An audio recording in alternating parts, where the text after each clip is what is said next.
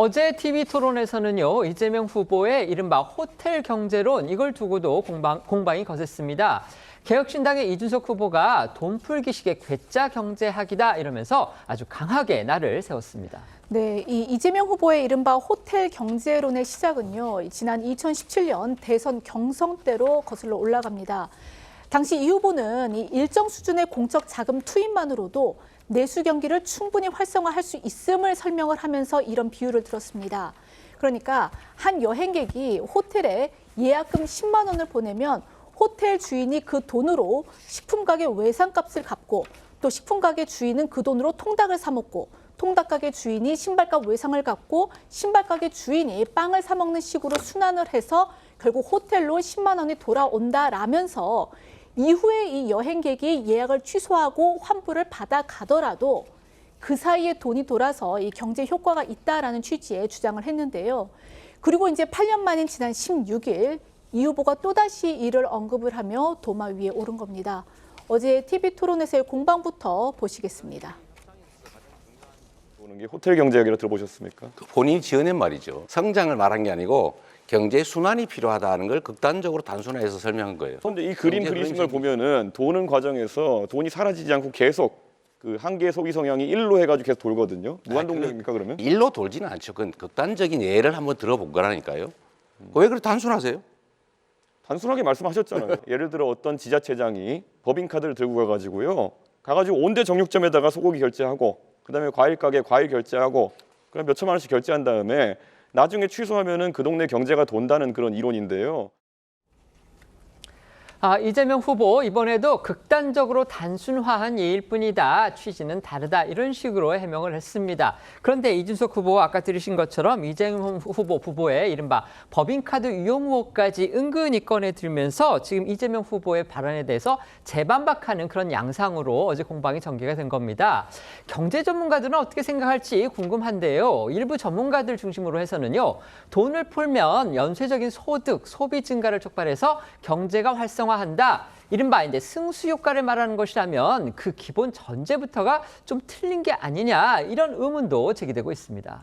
예, 맞습니다. 이 후보 주장에 비판적인 경제 전문가들의 주장을 종합해 보면요. 먼저 돈을 찍어낼 수 없는 호텔은 예약 취소분만큼 손해를 볼 수밖에 없고 예약 취소가 반복되면 결국 망하게 될 가능성이 크다고 합니다. 이들은 또 돈이 돈다고 해서 경제 주체들이 소득 증가분만큼 소비를 늘리는 것도 아니다. 이렇게 지적하고 있는데요. 2020년 코로나 팬데믹 당시에 정부가 나눠준 긴급 지원금 중에서 소비에 쓰인 것은 약 30%에 그쳤다는 게 근거로 제시되고 있습니다. 전문가들은 이런 논거에서 결과적으로 이 후보의 이른바 호텔 경제학은 지역을 연쇄적으로 망하게 하는 구조라며 현실과 맞지 않다고 비판하고 있는데요.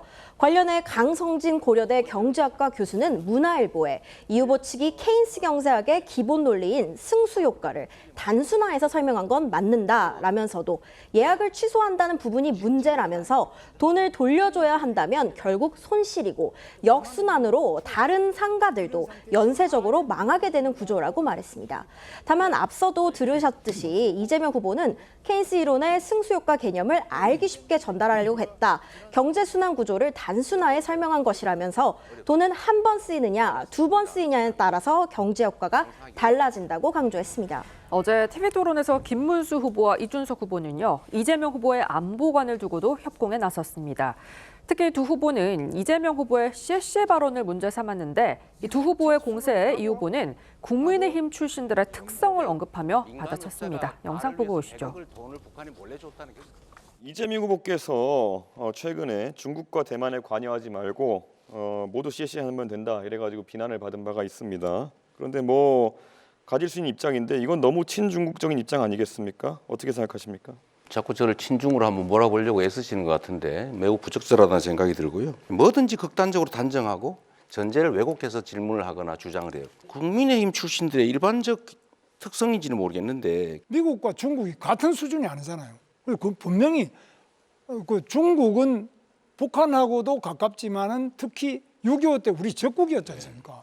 그런 점에서 그 아주 비슷하게 보고 중국도 중요하다, 러시아도 중요하다, 미국도 중요하다 이건 아니죠. 이재명 후보 이번에도 극단적이고 왜곡됐다 이런 말로 반박했는데요. 이준석 후보는 이런 이재명 후보의 답변 태도도 또 강하게 비판했습니다. 네, 어제 이재명 후보의 TV 토론의 전략은요. 이 복싱으로 치면 아웃복싱 방식이었다는 평가가 나옵니다. 김문수 후보와 이준석 후보가 때로는 각각, 때로는 협공으로 이재명 후보 때리기에 집중을 했고요. 이 후보는 방어에 치중하다 한 번씩 툭툭 쏘며 받아치는 모습이었는데요.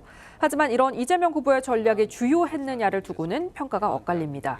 물론 민주당에서는 이 후보의 안정감이 돋보였다고 자평을 했지만 일각에서는 정확한 설명이 필요한 부분에 대해서도 설명을 피하는 등 무책임한 모습을 보였다는 지적도 나오는데요. 관련해 이준석 후보는 오늘 기자회견에서 이재명 후보의 토론 태도에 대해 적반하장이자 연산군 같은 면모라고 강하게 비판했습니다. 목소리 듣고 오시죠. 구체적인 대책은 전혀 없이 그저 잘하면 됩니다 라고 얼버무리는 이재명 후보 특유의 무책임과 무사안일주의, 스스로 극단적인 가정을 해놓고 이를 지적한 상대에게 극단적이시네요 라고 몰아붙이는 적반하장의 태도, 말문이 막히면 그래서 어쩌라고요 하면서 조롱하거나 썽을 내는 연산군 같은 면모. 반면 민주당은 이준석 후보가 이 뚜렷한 주장 없이 토론회를 장학 퀴즈처럼 인식하는 듯한 느낌이었다 이렇게 혹평했습니다. 또 국민의힘 김문수 후보에 대해서는 급조된 졸속 후보라는 점을 여실히 보여줬다라고 깎아내렸고요.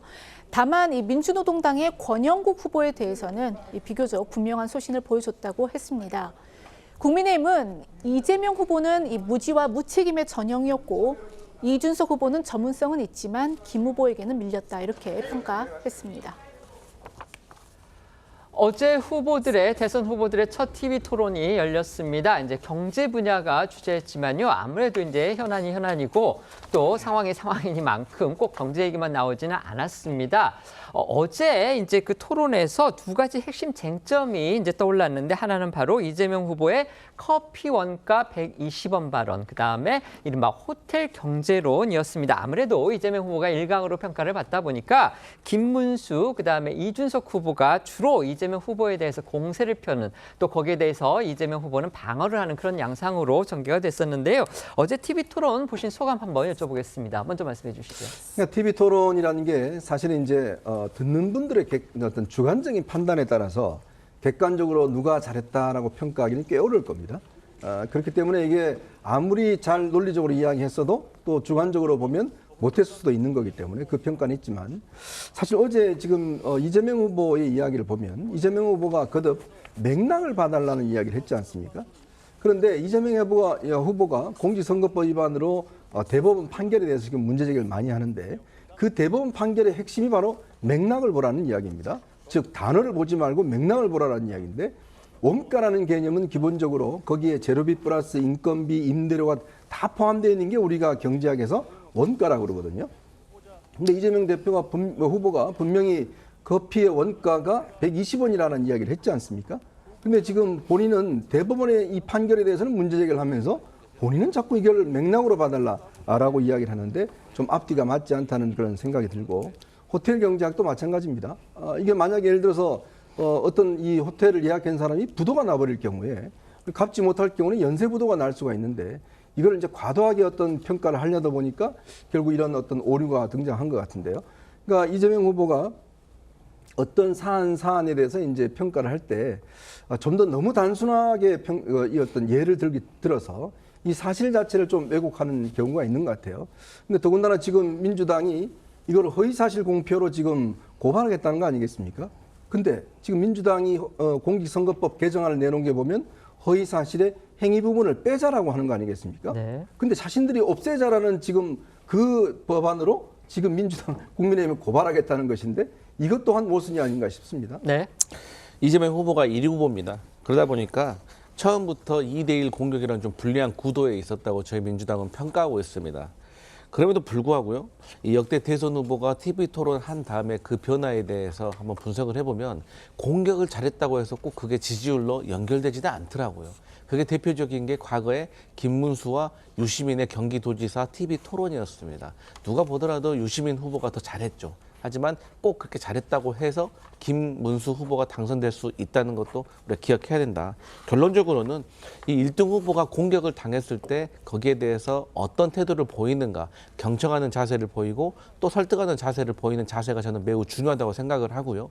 왜 중요하냐면 국민들이 그 나중에 대통령이 됐을 때 저 사람이 국민을 어떻게 대하는가에 대해 미리 예측할 수 있기 때문입니다. 그래서 앞으로 두 차례의 토론이 남았는데 조금 더 자세히 설명하고 또 어떤 상대방들의 공격에 대해서 조금 더 여유 있는 모습을 보이면 더 좋겠다 이런 생각합니다. 네.